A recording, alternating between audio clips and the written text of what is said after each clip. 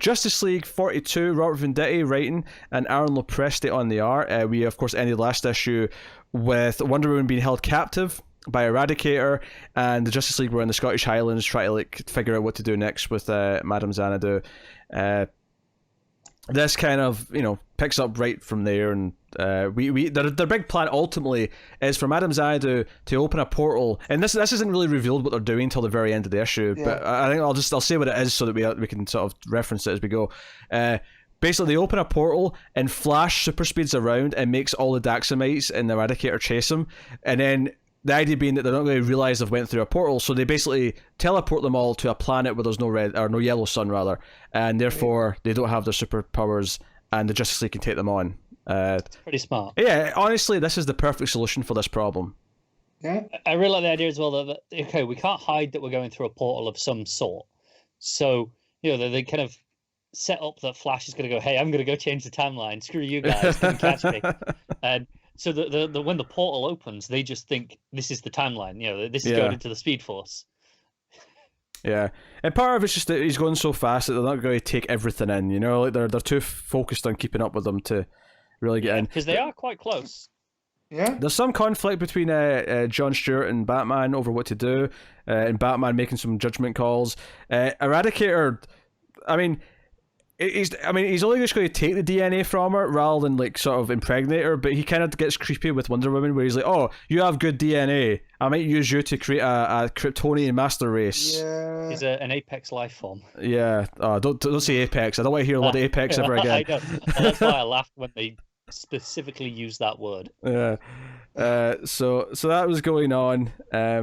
Honestly, Venditti's Justice League is continuing to prove to be an entertaining romp, right? That's what I said. I was a little bit critical of the first issue. I wasn't necessarily feeling it completely yet.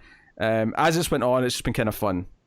And yeah, I thought the art was a little bit spotty on some of the faces in this issue. Yeah, I think that's fair. I'm looking at one now. It's Superman, Batman, and Wonder Woman after they've crashed through the wall, and Superman and Wonder Woman both have faces that are just a bit off. Yeah, I think that's fair. I will appreciate on the Flash costume that the extra lines are there, but they're not actually coloured in yellow. They're just kind of, it's as if they're just lines, seams in the material. It looks better to me than normal. Yeah, I think they are coloured in when he's actually running, but I think they're not as strong. They're not as bright yellow and they're not as thick. So coming off next to the bands around the wrists and the waist, they don't look as bad. Yeah. So no, Daxamites chase them. Barry runs off. Takes them to the portal, and that's the big cliffhanger is them on the planet saying, okay, now you have no super strength, or at least not to the same extent.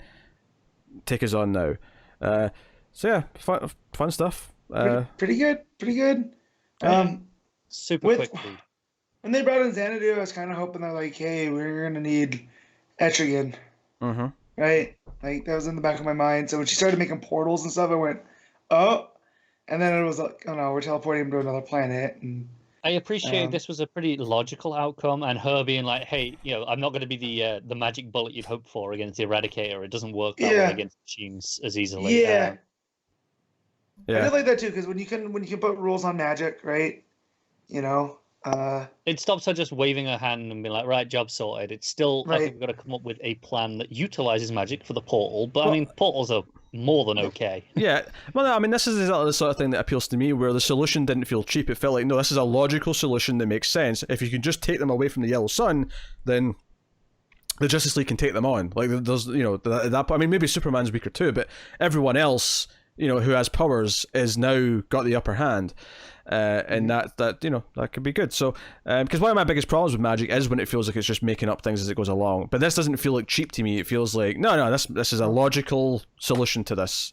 Yeah, and as much as I critique the art for a couple of faces, I think Lopresti's Flash, especially when running, looks better than any artist we've had on the Flash in months. There's that close-up profile of him really pushing himself to get to that point. Yeah, and it's a classic really panel, good. Isn't it? Yeah. Yeah, no, his Flash looks pretty good. I'd say overall the art's good, just not amazing, Yeah. No, it's good for the most part, but every 3 or 4 pages, there's a face or 2 faces that look a bit off, and it's distracting, and that kind of it ruins the effect a little bit. But it's still mostly quite good. It's kind of one of those art artist, Lopresti, who falls into the. I'm never upset if he's on a book because it's he's not a bad artist, but he's not one that I get excited about because of those little problems. Right. Yeah, I'm with you on that. Yeah. So that was Just League 42. Matt, what are you giving it? I'm gonna give this a 7.5. Connor? No, 8. Oh. I'm gonna give it an 8. Sorry. All right, 8 from Matt. Connor? Well, I am giving it the 7.5. There you go. Yeah, that's fair. I will also give it the 7.5. I think it's solid fun, but not a great book, but just solid fun.